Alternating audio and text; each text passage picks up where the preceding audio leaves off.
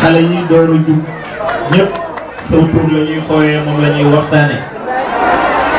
sunu yaay yi tamit nga xam ne yàgg nañ ci terrain bi ñoom tamit sa tur sax na ci ñoom ndax sa ndimbal ak sa njariñ ci ñoom kon sa lépp sa njariñ daal làmb na gox bi ba tax na ñi ngay ñaanal yàlla waxoon naa la ko fii ci kër ga bi nga ñëwee ci kër sëñ bi wax naa la ko wax naa la ko fii ci biir jumaa ji sa ñaari ñëw yëpp man la sëñ bi jox kàddu ma wax ci turam am naa fierté taxawaat tey dalal la ci gox bi ñu ci jàkka ji day tàmbali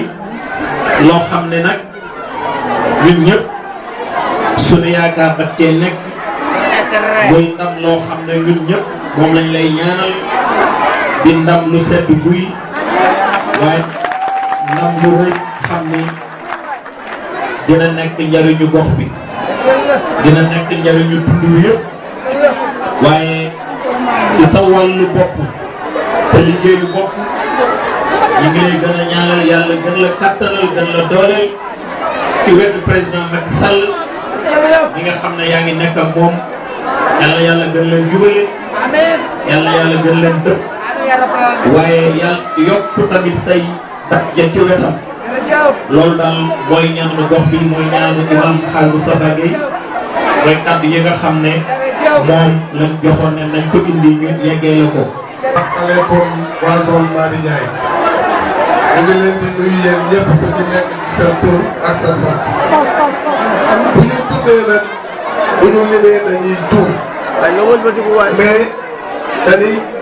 wax ñi nga xam ne ni moo fi ay représentant parti ñi fi nekk aussi ay mouvement boo ko waxee rek daanaka wax nga ñëpp boo waxee la coalition bi nga xam ne ni ñoo ko proposé tey ñoom ñëpp seen i représentant nekk fi je pense que tudd nga ñëpp ndax ci Mady Ndiaye boo ñëwee waa NDR ñu yeesal ñu ngi fi Idrissa Diop représenté fii jéem représenté muy parti nga ñëw réew mi bàyyi ma Pape Moustapha Diop tey Samba Diop moo ko fi teewal di ne coordinateur communal nga dem ci les mouvements Lamaba bu Mor Sécu nga tudd Bala Seck pour Pape Samba Badjini nga tudd les femmes battantes bu Soda Ndiaye nga tudd Jem bu Serigne Fall nga tudd Mat bu Badji Thiam nga tudd Lobassar bu Serigne Mat. Donc je pense que ñu ngi ci 5 partis ak 9 ak 4 mouvements muy 9 mais bu ñu fàttee suñu grand suñu leader suñu xarit Omar Sow. Donc vraiment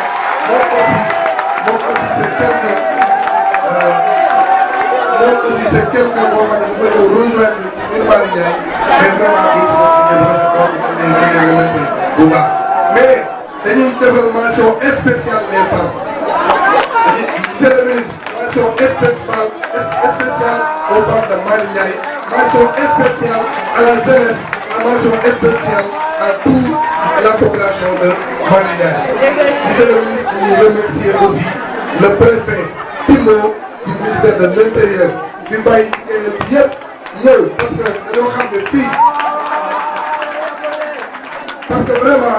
li mu def nii lu jafe la ñun dañoo jàpp ne les populations surtout boo ñëwee ci banlieue ñu ci bëri xamuñu collectivité locale mooy lan donc xamuñu même les compétences transférées mooy lan tey bu ñëwee dafa ñu ci exposé ba pàccal ñu ko waxtaan ci ak ñun wax lan la maire war a def wax lan la maire warul def donc vraiment dañu ciy remercier amuñu fayam bu ginnaaw la bu loolu passé monsieur le ministre moom wax na ci compétences transférées yi dafa daa ne modérateur bi dañ ci ñëw fii aussi mi ngi fi moom dañ koy nuyu bu baax waaw loolu ce qui veut dire que ñun on est une zone tampon boo xoolee Thiaroye Gare ci la Thiaroye Kaw ak Yeumbeul Sud la monsieur le ministre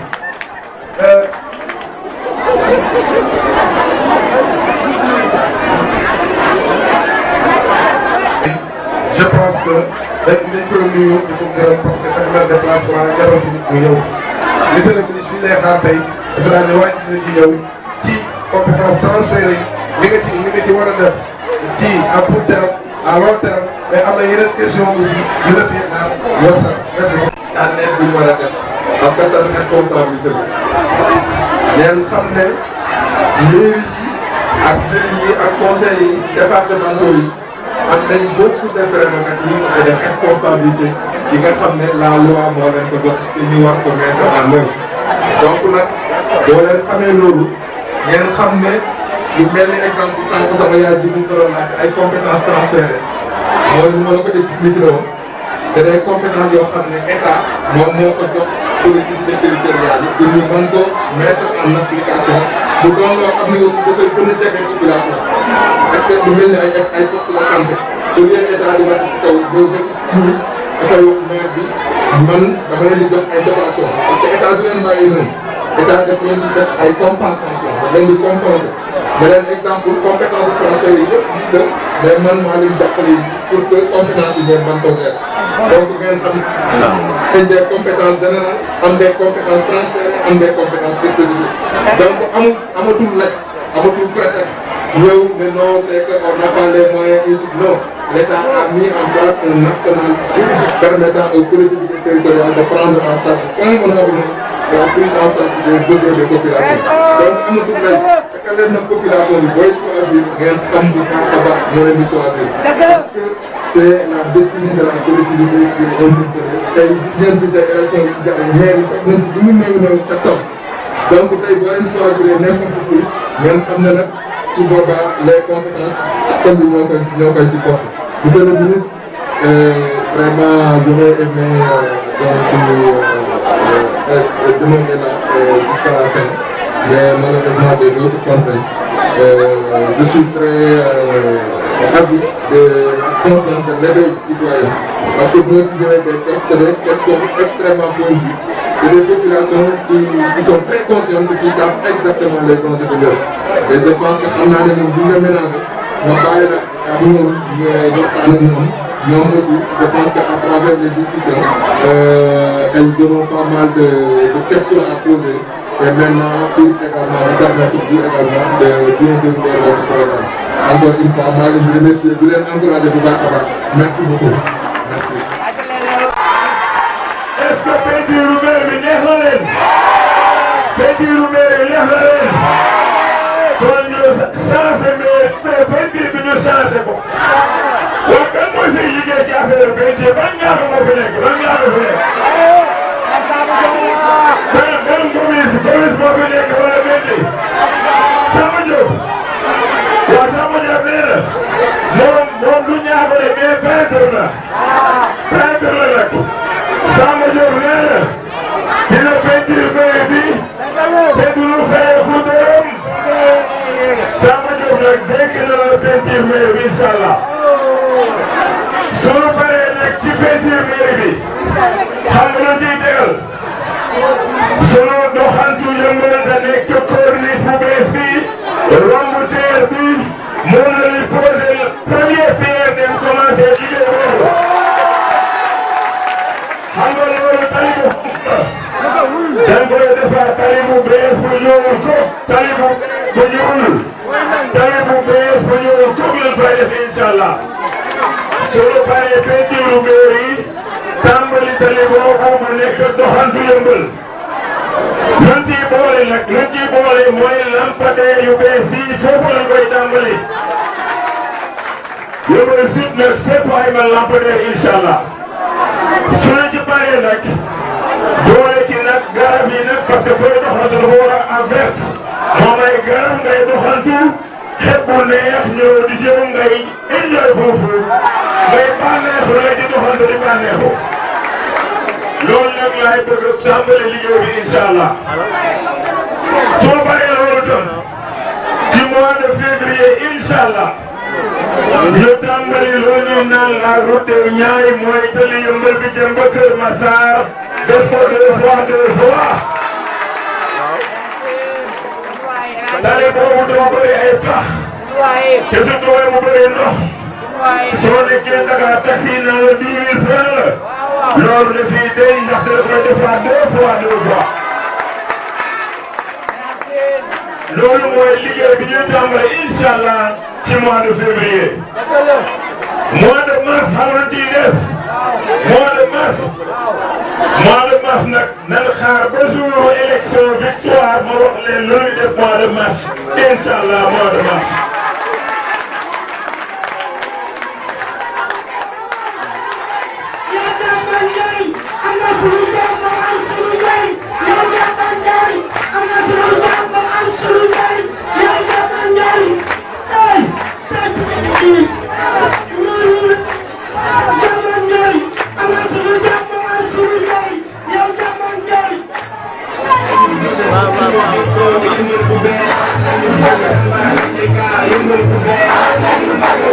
Merci. Donc xam naa ne dama koy tënk fii rek comme ça su ma laajtee question ma mën a tontu question yeneen yi gërëm leen sant leen ñu xaar question yi ñu tontu ñi doog a tënk waxtaan bi incha allah merci. bi si njëkk monsieur le ministre mu ngi jëm ci acte 3 de la décentralisation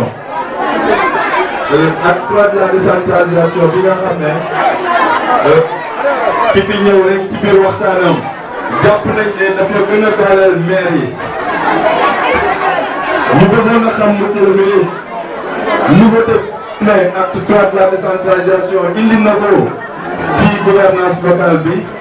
naka nga yaakaar ne mën na la dooleel yow en tant que maire kooku mooy première laaj bi. deuxième laaj bi ñu ne quelles seront les priorités durant la première année maanaam inch'Allah bu yàlla defee au soir du 23 janvier nga nekk maire te ñu ngi koy ñaan bu wër lan mooy nekk li nga xam ne dañ ciy taxaw daar si at bu njëkk bi nga xam ne mooy sa atu magistère boobu mooy deuxième question bi. Troisième question bi ñu ne on sait que la problématique de l'emploi est une question complexe à Yeumbeul. Comment comptez-vous le résoudre, monsieur le ministre? ñu ne xam nañ ne xëyu ndaw ñi fii ci Yeumbeul problème la problème bu complexe bu dëgër bopp ñu ne yow en tant que maire yan jéego nga yaakaar ne di ko teg ba saafara ko donc ñetti laaj yooyu lañ lay laaj monsieur le ministre nga tontu ko ñu jàll si yeneen yi. merci jërëjëf. ñu commencé ci laaj bu njëkk bi. acte 3 la décentralisation nag son excellence Macky Sall boo ko fi indi. ñu bëgg nag lépp luy administration lépp luy gouvernement nga gën a jege askan bi. ndaxte koo jege rek nga gën a xam ay problème am xam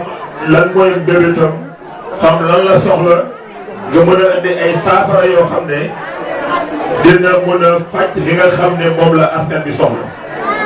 mooy ne docteur boo xam ne rek su la jegewul du xam lan mooy sa jàngoro. loolu la président xam nag mu ne day def acte 3 acte 3 nag am na innovation yu bëri mais ñaari ma si jàpp yoo xam ne day dooleel les maires te man loolu daf ma arrangé lool arrangé Yeumbeul Sud. premier point bi nag mooy loolu ñuy naan intercommunalité. intercommunalité nag mooy benn ñaar ñett wala ñeenti commune lëkkaloo booloo nekk benn am projet yoo xam ne dafay njëriñ nag ñeenti commune wala ñaari commune yooyu yëpp. xam nga Yeumbeul Sud amul suuf su bari macha allah amul suuf. Yeumbeul Nord juróom-ñetti kilomètres carrés la. Yeumbeul Sud motul ñaari kilomètres carrés.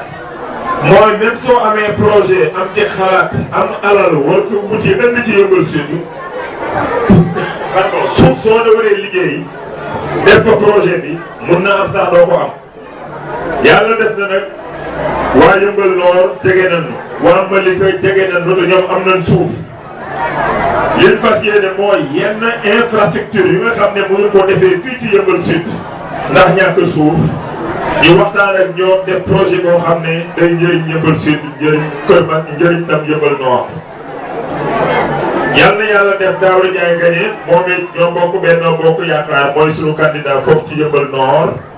yal na ko yàlla dimbali mu gagné képp ku xam électeur Yeumbeul Nord nekkoon na woteel Daouda Ndiaye mooy Benno Bokk Yaakaar. ñu mën a lëkkaloo nag liggéey def ay projet yu mag yoo xam ne dina njëriñ ñaari communes yi benn. leneen li acte 3 de la décentralisation indi mooy permettre commune boo gis mooy collectivité territoriale nga war a mën a nekk actionnaire ci ay projet maanaam su entreprise amee sa biir commune wala sax am feneen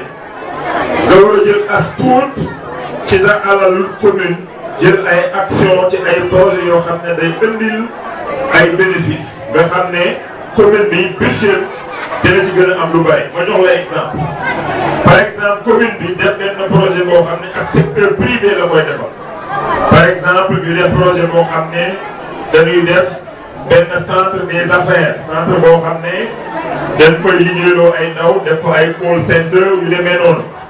wala benn usine bi am fii ci Yeumbeul Sud usine boo xam ne am na lu muy defar wala benn société daal benn entreprise wala ñu koy defalee Yeumbeul Nord ñu bokk ko ak waa Yeumbeul Nord wala defee ko Malika ñu bokk ak waa Malika commune bi nag dina mën a nekk actionnaire actionnaire mooy da ciy am wàllam ci projet bi nga xam ne at bu dee at bu jot projet boobu lu mu jur commune bi da ci jël wàllam ba ilaa yow bi dee man nag loolu laa fas yéene def en tant que maire def ba suñu commune am ay action ci ay projet ay entreprises yoo xam ne am na lu muy jur comme ça at bu jot bénéfice boo si jot rek commune bi day yokk ci budget bi ndax budget commune gën a rëy donc loolu moo nekkoon ci acte 3 li ma si nga xam ne vraiment xam naa ne avantage bu rëy si Yeumbeul Sud. ñaareelu question bi nag mooy sunu première année lan mooy sunu priorité sunu programme priorité absolue mooy assainissement mooy ndox mu tilim ñu koy bañ a tuur ci mbedd yi bañ ko tuur ci kër yi mais tuur ko ci ay canalisation mu dugg ci ay tuyaux ñu nettoyé ko mu dem jëriñ benn jigéen kenn dootul tuur ndox ci mbedd mi sunu papa yi wala képp ku bëgg a julli ci aljuma jigéen ñi tuur ci mbedd bi sax dañuy rus xam naa ndax soo gisee góor gi di ñëw yaa tuur foofu ndox bi foofu tooy amul fu mu jaar dem aljuma gàcce la pour ñun nag loolu priorité la ndox bi nga xam ne tam yàlla man yàlla moo ko fi indi moo ko fi wàccee mooy taw bi waratul daa ci gox yi ci kër yi dafa war a dugg ci ay canalisation dem géej donc première année bi ñun loolu mooy suñu priorité def étude de faisabilité sax commencé nañ ci ak gouvernement bi loolu nag mairie mënu ko def moom kese comme que lëkkaloo ak nguur gi ak gouvernement bi ñun commencé nañ dox loolu te nekk ku ñu sax maire ndax liggéey boobu tàmbali ci suñu première année incha allah loolu mooy première priorité. deuxième priorité mooy lampadaire moom dina late ci Yeumbeul Sud dafa war a late lampadaire dina am fii ci Yeumbeul ba mu late bëgguma année 2022 bi jeex te majorité Yeumbeul Sud deful ko ay lampadaire man sama priorité tali boobu ma leen doon wax nag mooy doxantu Yeumbeul dama bëgg nag ñëw commencé liggéey bi en tant que maire de Yeumbeul Sud ma recevoir waa APEX recevoir waa Eiffage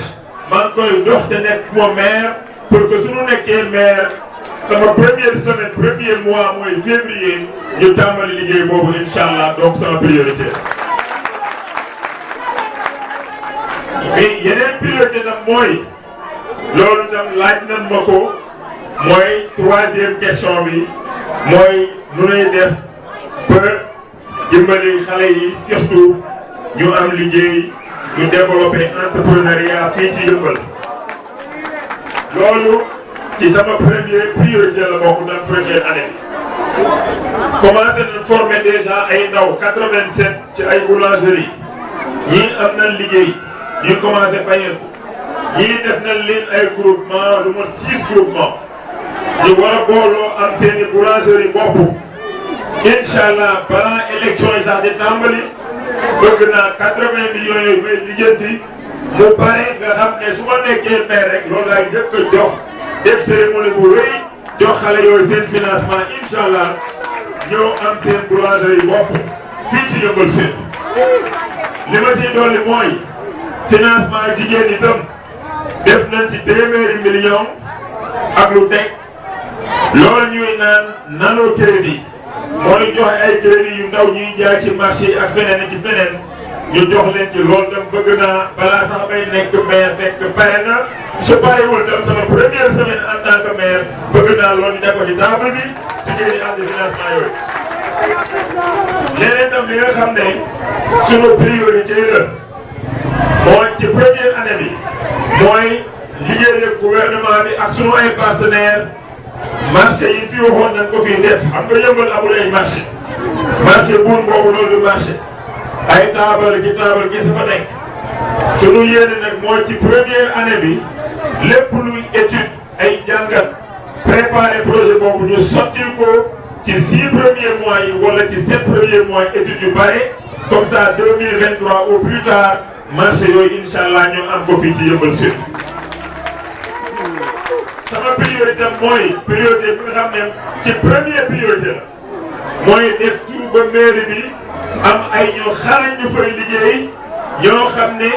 du mairie moo leen di fay ndax budget mairie mënoo leen fay fekk samay partenaire comme ni ma def sama ministère wuti partenaire ci Canada ñuy fay salaire yenn ndaw yi nga xam ne mais ministère attanu ko noonu laay def ci mairie bi tam wuti ay partenaires yoo xam ne ñooy mën a fay yenn salaire yi ndax xaalis boobu ñu delloo ko ci askan bi au lieu di ko fayee ay salaire. sama beneen priorité mooy nu ñuy def ba yokku recette fiscale u mairie nooy def ba fatt pax yi fa nekk nga xam ne benn xaalisu mairie dootul rot lépp loo xam ne jaaykat bi fay na ko boutique bi fay na ko dawalkatu saret bi fay na ko taximan bi fay na ko kii gaare otom fay na ko ci parking yi lépp dugg ci biir ci budget wu mairie ci keesu mairie fekk benn 15 du ci rot ñun daal dañuy tegal opération dara du rot opération dara du rot opération dara du rot opération dara du rot dara du rot opération dara du rot loolu la ñuy teg ci première année bi ndax budget mairie yokk incha allah lan mooy sama priorité première année mooy fépp fu ne ci àdduna bi nag foo mënta dem ñu xam fan mooy Yeumbeul Sud ñu xam kuy maire Yeumbeul Sud ñu xam lan mooy projet monsieur le maire Amadou Hott ñu xam lan mooy son projet su ma demee France jaay fa Yeumbeul Sud su ma demee Amérique jaay fa Yeumbeul Sud su ma demee Japon jaay fa Yeumbeul Sud su ma demee Makka jaay fa Yeumbeul Sud su ma demee Qatar jaay fa Yeumbeul Sud su ma demee Koweït jaay fa Yeumbeul Sud incha allah ba suñu programme bi nag partenaire ak foo mënta làkkatu dinaa la loxoti andi la ne la programme Yeumbeul Sud dina ci def sa loxo loolu nag mooy li nga xam ne mooy première année merci ma xaar yeneen question yi merci.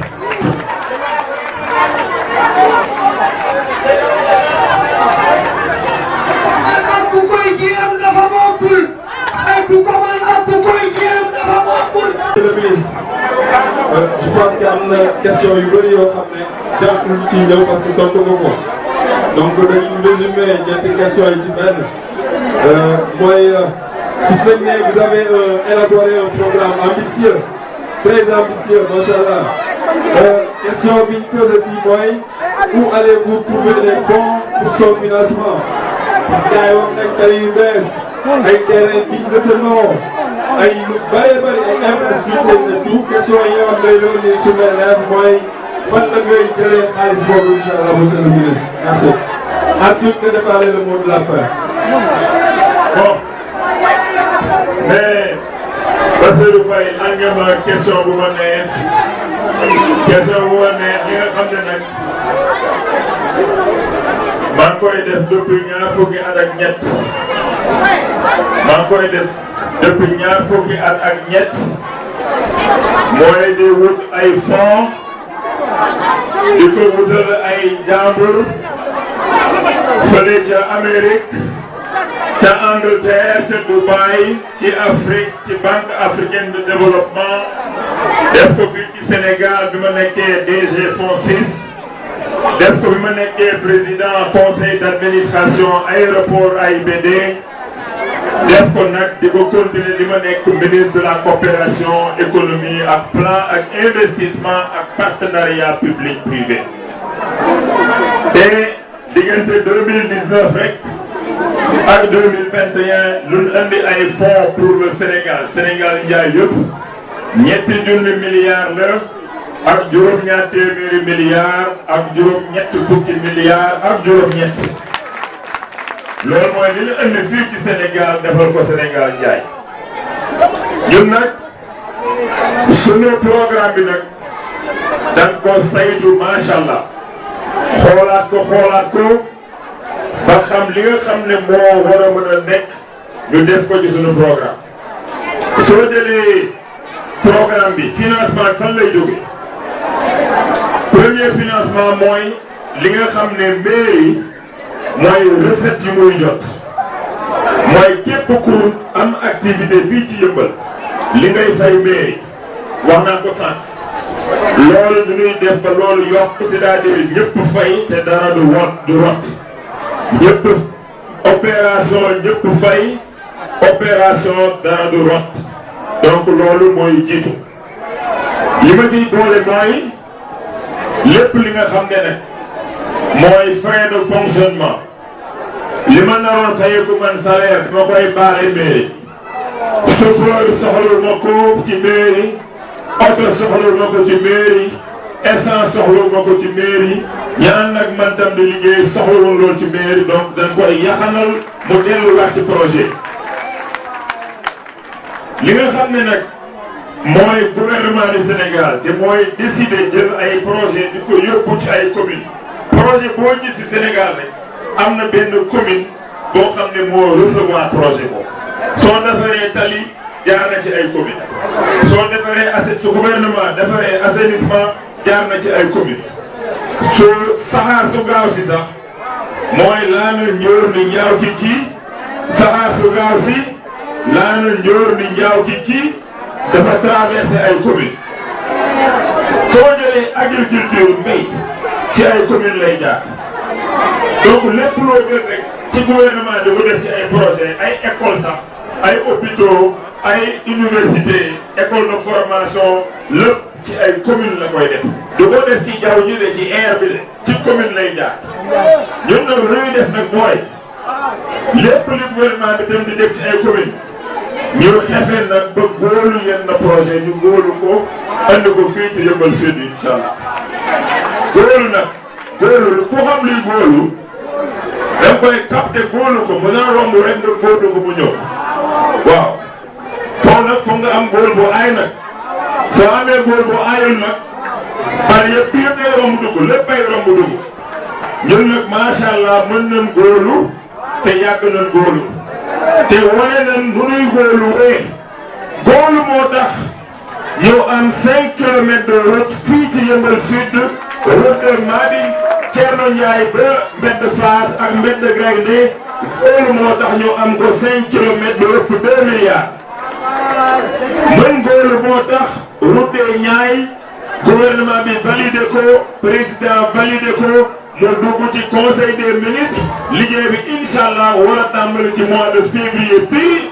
yàlla def incha allah ñu nekk maire commencé travaux yi fii loolu góolu moo ko indi projet boobu nag juróom fukki milliards la ak juróom-ñett dafay jóge Liberté 6 ñëw fii ba Yeumbeul continuer dem ba Kër Massar góolu mooy tax itam li Kër Massar am assainissement ñu war ko faj foofu tàmbali liggéey bi ba gouvernement bi dugal ci lu ëpp fukki milliards ak juróom loolu mooy tax ñun tam ñu am assainissement fii ci Yeumbeul Sud donc loolu gouvernement moo koy financé du mairie moo koy financé wante foog ngeen am maire boo xam ne ànd na ak son excellence Macky Sall ñu wóolu ko ci gouvernement bi ba pare mun a góorlu andil lu assainissement fii ci Yeumbeul Sud maire boobu nag moom day def ci budget nag fu état bi defee assainissement mairie def entretien def curage parce que curage des canaux yi nga xam ne ciel ouvert la compétence transférée mairie moo war a jël ci budget def mooy entretien dindi ñax yi dindi mbalit bi ndax ndox mi mën a dem yoon donc loolu la donc état du Sénégal yaakaar nañ ko ci loolu centre de formation bi nga xam ne mu ngi suñu projet négocier nañ ko pare fii ci naataange lañ koy defee incha allah donc gis ngeen programme bi tam lu ci bari foog nga lëkkaloo ak état bi c'est important nga am maire bu jege nguur maire bu jege nguur moo gën a wóor maire bu jege nguur moo gën a wóor maire boo xam ne guddi ak bëccëg day xeex nguur gi nan la jege nguur gi ndax ñu gën a mën a góorlu loolu la nag su ma jëlee tam beneen source de financement mooy ñi nga xam ne am nañ alal def seen ay fondation ci àdduna bi du jeex te am nañu ma si jot a xam ñu bari macha allah am na ci koo xam ne sax kenn may ma dem jox ko jàkk yi ak yeneen mosquée yi nga xam ne jotuma ko defar dinaa leen yóbbul ciment ci sama partenaire boo xam ne fondation la moo nu koy may incha allah mais nag loolu nag mooy toujours ci coopération la bokk da ngay dem bitim réew di indi dem ci dëkk naar yi indi ci dëkk tubaab di indi dem Amérique indi dem Europe indi dem Chine indi dem Japon indi dem Inde indi ko fii waa Yeumbeul Sud su ma jëlee nag école de football itam école de foot centre de terrain de football itam am naa sax déjà benn partenaire bu ma ne soo ma joxee terrain ma defal la benn terrain gazonné ak ay gradin 90 mètres te bëgg naa ko defee foofu ci terrain central bi nga xam ne ñi fi nekk da nga ko defal ay seng yoo xam ne ku fa jaar mu tataano donc sama priorité la pardon première année bi mooy seng yi nekk foofu ci terrain central yëpp dindi leen foofu comme ça tétanos jógee terrain central dootul am tétanos ñu defaat fa nag terrain de foot nga ak ay gradin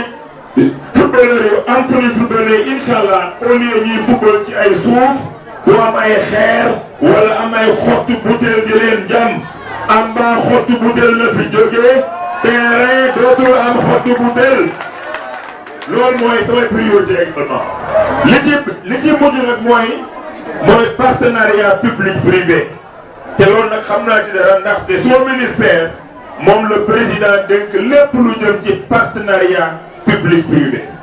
peut-être que gis yëg ngeen ko keroog loi bi ko tëral sunu ministère changé na loi bi président validé ko assemblée nationale wote ko décret bi président signé ko ba nga xam ne collectivité territoriale mooy les communes mairie dina mën a def partenariat public privé loolu nag ñun ñoo ko def te xalaatuma woon sax nekk maire président validé ko lépp jaar na yoon donc léegi mairie boo gis mën na def loolu ñuy naan PPP mooy partenariat public privé mooy nga soxla defar dara wax secteur privé ñëw defal la ko ngeen signé benn contrat boo xam ne askan bi si gis boppam secteur privé gis si boppam su ma jógee foofu nag fi may daanale nag mooy coopération internationale mooy dëkk yi mooy banque de développement yi union européenne ambassadeurs yi fi nekk et cetera loolu mooy tax ñu mën a financer suñu programme jërëjëf merci beaucoup. maa ngi gërëm di sant ñëpp di leen jox rendez-vous nag di leen jox rendez-vous incha allah avant le 23 suba mooy le 15